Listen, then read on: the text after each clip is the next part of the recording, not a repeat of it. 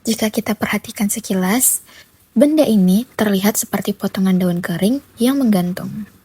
Tapi teman-teman nyangka nggak kalau di dalamnya ternyata ada ulat loh?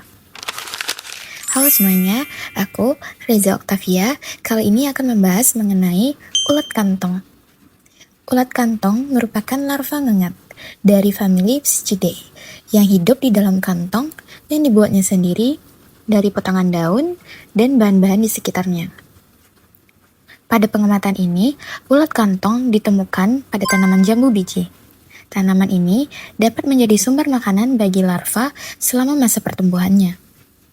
Ulat kantong termasuk hama ekonomi penting karena aktivitas makannya dapat mengurangi luas daun, sehingga dapat mengganggu proses fotosintesis tanaman. Ulat kantong telah lama ditemukan di Indonesia dan dapat dijumpai pada berbagai tanaman hias, tanaman pekarangan, maupun tanaman perkebunan.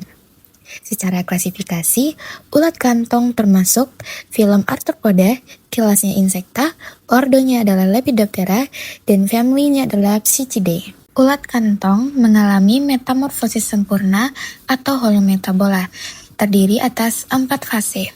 Yang pertama ada telur, larva, pupa, dan imago. Ulat kantong memiliki telur berbentuk bulat hingga oval, berwarna putih kekuningan dan diletakkan di dalam kantong oleh ngengat betina menggunakan ovipositor.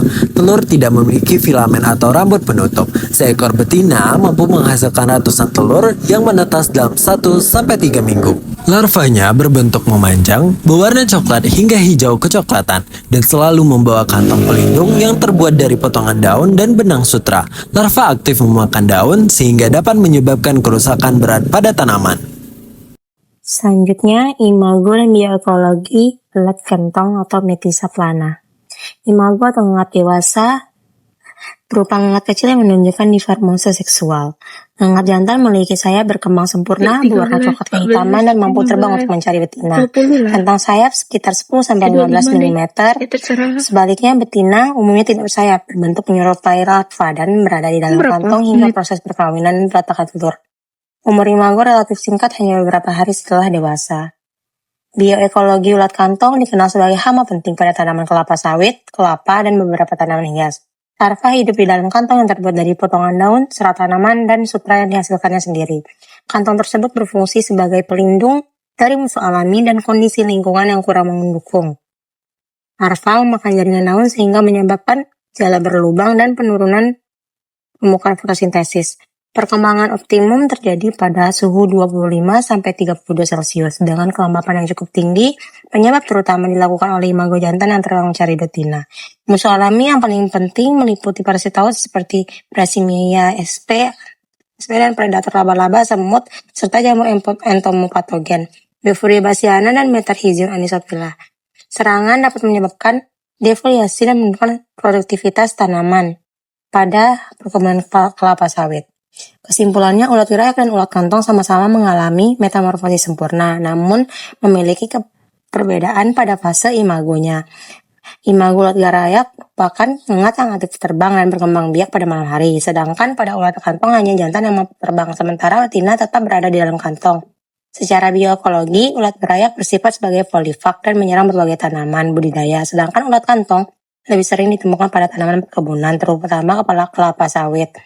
Kedua hama dipengaruhi oleh faktor suhu, kelembapan, ketersediaan tanaman inang, dan keberadaan musuh alami dalam menentukan perkembangan populasinya. Selanjutnya, saya akan membahas mengenai ulat kantong. Nah, hama ini memiliki kantong yang terbuat dari potongan daun dan benang sutra yang digunakan sebagai tempat berlindung. Ulat kantong ini merusak tanaman dengan cara memakan jaringan daun. Saat dia makan, kepala ulat kantong ini akan keluar dari kantongnya dan mengunyah permukaan daun tersebut. Gejala serangannya berupa daun berlubang, mengering, atau hanya menyisakan tulang daun pada serangan yang berat. Selain itu, keberadaan kantong-kantong kecil yang menempel pada daunnya menjadi ciri khas hama ini. Lalu bagaimana sih cara untuk mengendalikan ulat kantong tersebut? Pengendalian ulat kantong dapat dilakukan dengan menerapkan konsep pengendalian hama terpadu atau PHT. Pengendalian dapat dimulai dengan pemantauan rutin untuk mengetahui keberadaan dan tingkat serangan hamanya. Selain itu, kantong-kantong ulat yang ditemukan dapat dipungut ataupun dimusnahkan untuk mengurangi populasinya. Musuh alami pun juga perlu dipertahankan karena dapat membantu menekan perkembangan ulat kantong tersebut.